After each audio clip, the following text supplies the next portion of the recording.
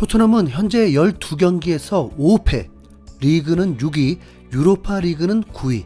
그러니까 엔지 감독은 지금 잘못이 하나도 없다는 거죠. 네.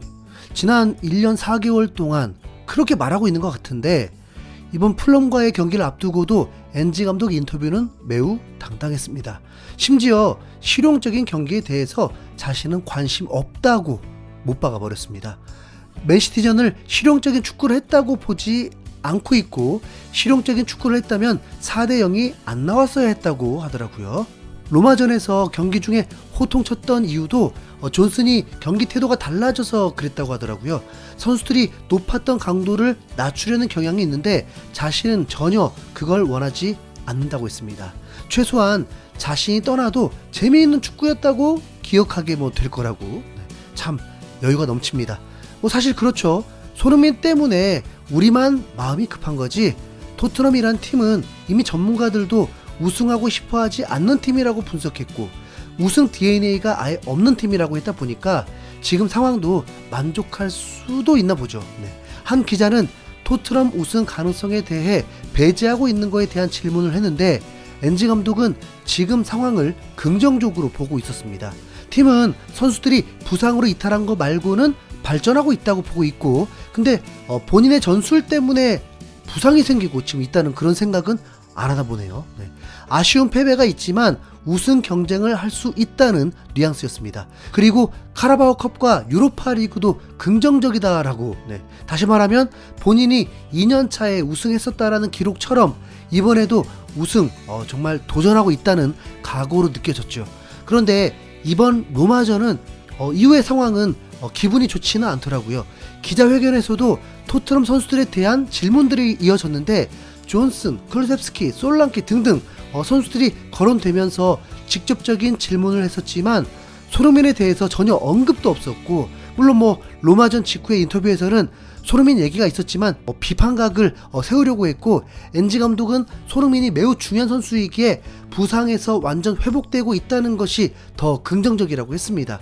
언론이 손흥민에 대한 비판각은 딱 하나입니다. 로마전에서 6m 앞에서 골을 놓쳤다고 겁나게 말을 하네요.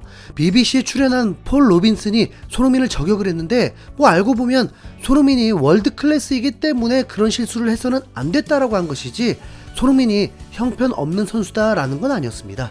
그런데 이걸 가지고 또 국내 언론들은 별 기사를 다 쓰면서 손흥민을 깎아내리고 있습니다. 그래서 기분이 좋지 않다는 겁니다. 손흥민이 12라운드까지 3골 넣었습니다. 아쉽죠? 이 추세면 10골 정도라는 거잖아요.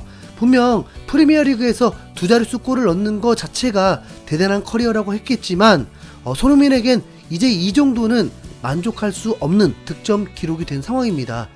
손흥민의 골이 왜 줄어들었을까요? 왜 골을 못 넣어요? 우선 골을 많이 넣으려면 어떻게 합니까?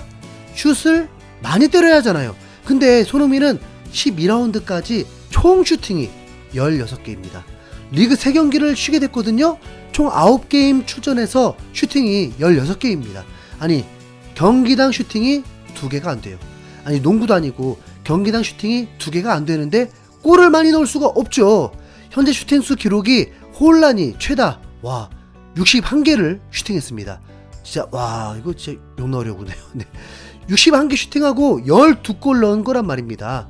혼란의 수치를 손흥민으로 대입시키면 이미 20골 넣는다는 계산이 나옵니다. 실제로 손흥민은 득점왕을 했을 때 86개 슈팅하고 22개 골을 넣었습니다. 살라와 비교도 안 되는 적은 슈팅으로도 득점왕이 된 것입니다.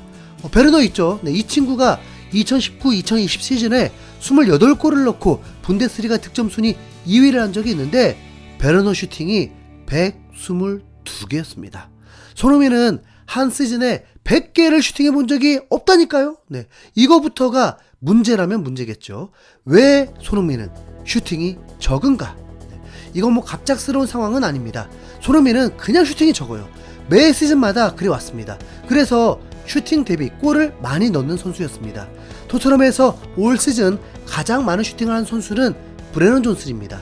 손흥민보다 2배 많은 33개입니다. 프리미어리그 전체 9위입니다. 손흥민의 슈팅수 자체가 30위 이하로 떨어집니다.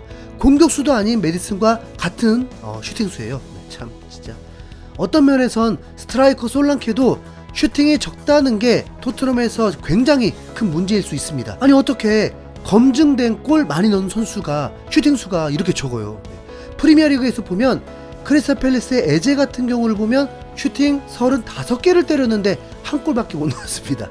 아이고 진짜 얘 안 데려온 게 다행일 수 있습니다. 네. 심지어 도움도 한 개밖에 안 돼요. 그런데 참 이상한 건 프리미어리그는 왼쪽 윙어들이 특히 슈팅수가 적습니다. 손흥민과 같은 포지션인 미토마도 슈팅이 경기당 평균 2개입니다. 13경기 전 경기를 출전해서 26개 슈팅을 했습니다. 나머지 슈팅수 기록에는 왼쪽 윙어 가르나초가 그나마 가장 많은 29개입니다.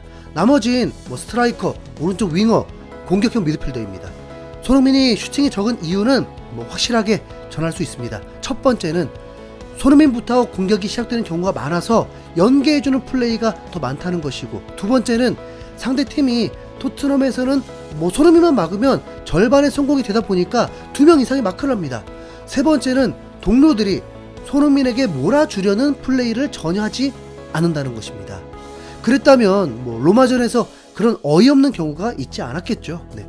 가르나초는 맨유의 존슨 같은 존재인데 그냥 기회가 열려 있어서 슈팅을 많이 한 거예요. 네. 근데 3골밖에 못 넣고 있는 거죠. 가르나초를 집중 마크하지 않으니까 우선 손흥민이 기량 어쩌고 저쩌고 해서 골이 없는 게 아니라 그냥 슈팅 수 자체가 너무 적습니다. 이걸 굳이 단점으로 만들어 보려고 하면 동료들이 패스를 할 수 없는 위치 선정이 문제라고 할 수 있겠죠. 기회가 있어야 슈팅을 하는 거니까. 그런데 절대 그렇지 않습니다. 손흥민이 좋은 위치에 있어도 이것들이 막무가내로 플레이를 하는 겁니다. 진짜 답답하 진짜. 네. 부럽습니다. 손흥민이 한 시즌 100개의 슈팅을 할 수 있을까? 네. 슈팅 수가 많지 않고선 득점도 늘어날 수가 없습니다. 그러니까 팬들이 슛을 좀 때려라 라고 하는 거죠. 야 제발 패스를 좀 해라 라고 하는 거고요. 지난 시즌도 17골을 넣었던 이유는 스트라이커로 출전한 경기가 꽤 있었기 때문입니다. 그냥 임시였어요. 엔지 감독이 본인의 속내로 손흥민이 윙어보다 스트라이커가 더 낫다고 했는데 정통 스트라이커를 박아놔 버리니까 손흥민은 윙어와 이선에 있습니다. 그래서 이번 로마전에서 솔랑케 폼이 좋지 않으니까 손흥민을 스트라이커로 놓고 솔랑케를 쉬게 해야 한다고도 했었는데 오히려 무리한 솔랑케를 풀타임을 시켰죠. 부러운 건 바로 이겁니다.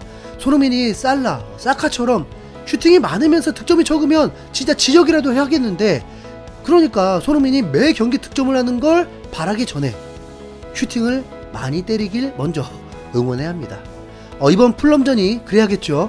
프리미어리그 13라운드는 브라이튼이 먼저 문을 열었는데 상대가 꼴찌 사우스햄튼이었고 충분히 쉰 상태로 홈 경기였는데 무승부를 기록하면서 승점 2점을 날려버렸습니다. 프리미어리그 진짜 모르겠네요. 브라이튼은 승점 1점 얻어서 현재는 2위인 상황입니다. 그러나 기분 좋을 리 없죠. 내일 새벽에 아스날이 웨스트햄과 경기가 있는데 이때가 뮌헨이 경기하는 시간이라서 옳다커니 두 경기를 같이 볼 수가 있습니다. 맘먹고 웨스트햄 응원해 보겠습니다. 우선 체력적으로는 웨스트햄이 더 우위가 될 테니까요. 플럼의 한 선수는 토트넘을 못 이길 것 없다는 자신감까지 보였다고 하더라고요. 그래 좀 겁나긴 합니다. 지난 시즌 실제로 0대3 참패를 당했잖아요. 이 뒤숭숭한 상황에서 손흥민이 슈팅 5개만 때려주길 응원합니다. 이상 흰수염구리였습니다. 감사합니다.